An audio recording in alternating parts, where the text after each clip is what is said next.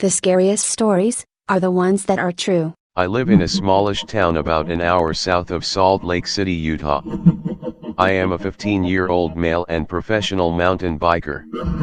I live on the south side of town, but the town is small enough I can ride my bike from one end to the other in around 30 minutes. Anyway, the story happened about 7 years ago.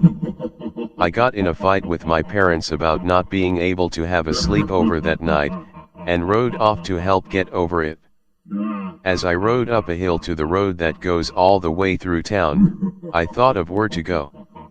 I decided I was going to go to a closed down Flying J on the other side of the town. I took off, and got there about 30 minutes later. As I was approaching the Flying J, I got an uneasy feeling. I didn't think much of it and shook it off. But as I rode onto the property, I had another uneasy feeling. Trucks still parked there at night, and I had seen drivers in them as I drove past several times.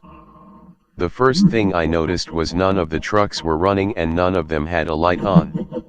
Now note, it was only about 8:30 p.m., so it was just past dark, and that's when most trucks pull in.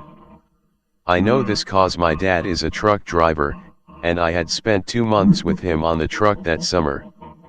I started just riding around to the back of the parking lot, with that uneasy feeling getting stronger the farther I went into the parking lot.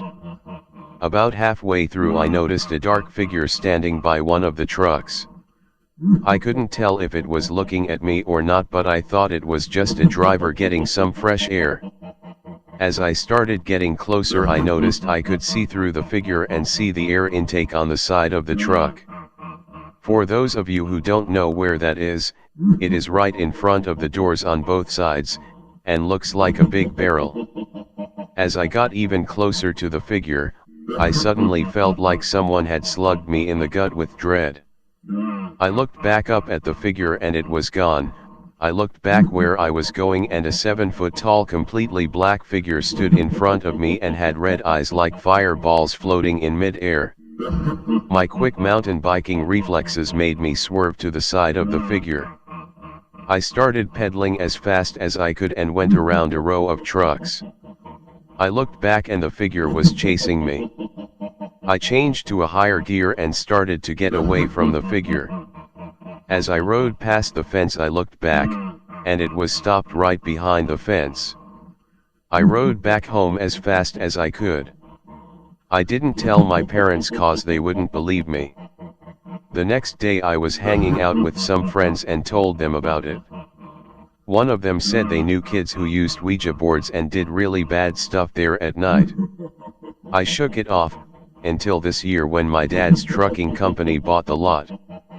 I have to go there late at night to help my dad unload and tarp trucks. Almost every time I'm there, I see that figure standing by something, staring at me.